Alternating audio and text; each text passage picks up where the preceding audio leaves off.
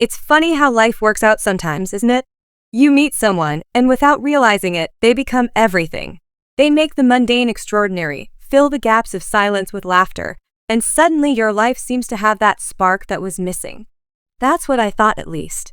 That's what I had hoped for when I met him.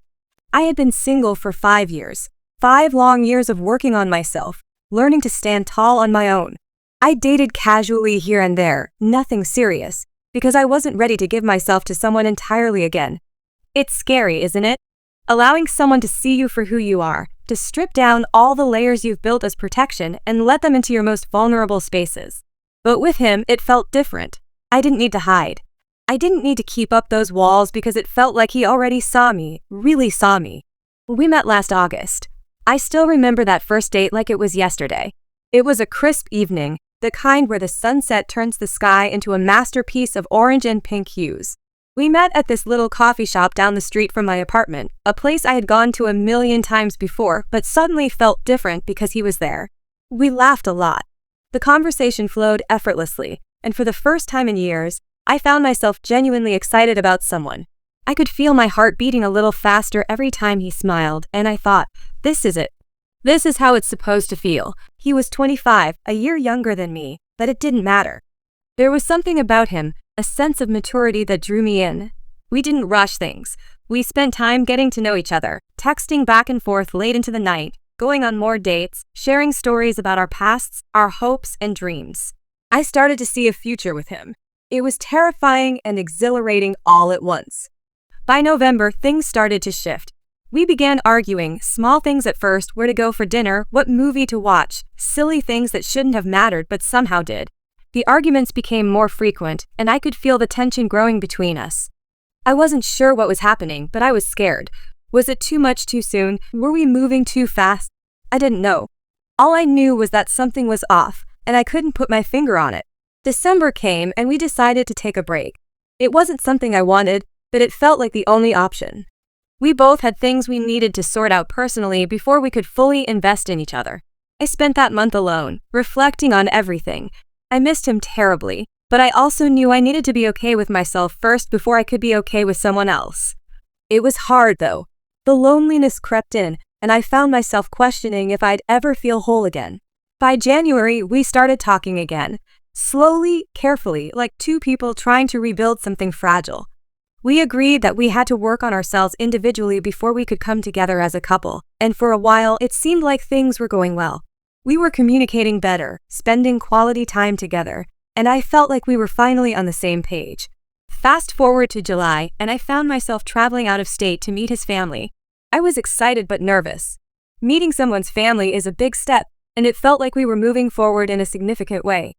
But even as I packed my bags and boarded the plane, there was this nagging feeling in the back of my mind that something wasn't right.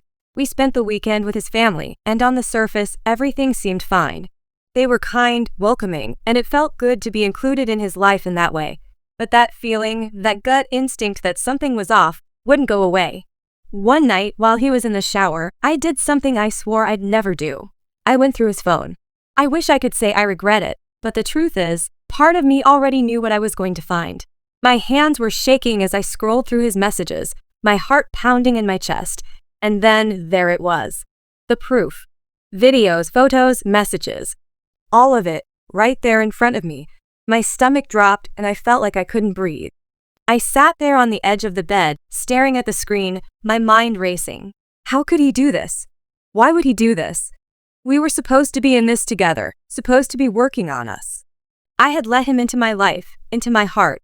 And this is what he did in return. I didn't confront him right away. I couldn't. I needed time to process what I had just seen. That night, I lay awake in bed next to him, replaying every conversation, every moment we had shared, wondering how much of it was real. Was any of it real? The next morning, I couldn't hold it in any longer. I confronted him, and to his credit, he didn't try to deny it. He came clean about everything, told me he had made a mistake, that he was sorry, that he wanted to make things right. He let me go through his phone, deleted the women from his social media, even suggested we go to couples therapy to work through it. But here's the thing. Trust is fragile. Once it's broken, it's hard and impossible, maybe to ever fully get it back. Being with him in person is fine. When we're together, I can almost forget what happened. But when we're apart, it's like the images and messages are burned into my brain. I can't escape them. Every time I close my eyes, I see them. Every time I'm alone, the anxiety creeps in, and I can't stop the intrusive thoughts. I'm in therapy, but it doesn't feel like it's helping. Not with this, at least. The therapist tells me to focus on healing myself first. But how do you heal from something like this? How do you move forward when the person who hurt you is still in your life, when you're still trying to make it work? I feel like I'm stuck in this in-between space, caught between wanting to stay and wanting to leave. Part of me thinks that if I end it, I'll be okay. I'll go back to being single, and maybe that's where I'm meant to be. Alone. I've done it before, I can do it again. But another part of me doesn't want to give up on this relationship. I don't want to throw away everything we've built together. I want to believe that people can change, that he can change. But is that enough? The worst part of all of this is how alone I feel. I haven't told anyone what's going on. My friends and family don't know because, honestly, it's not their business. But there are days when all I want is for someone to hug me and tell me that it's going to be okay. I want to feel like I'm not carrying this burden on my own, but I don't know how to ask for that. I know this isn't the end of the world. People go through worse things, and they come out the other side stronger. But right now, it feels like I'm drowning, like I'm stuck in this never-ending loop of pain and confusion, and I don't know how to break free from it.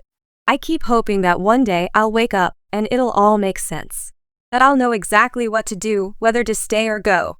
But until then, I'm just trying to take it one day at a time. Trying to trust that I'll find my way through this, even if it doesn't feel like it right now. Trying to believe that eventually I'll heal. For now though, all I can do is hold on.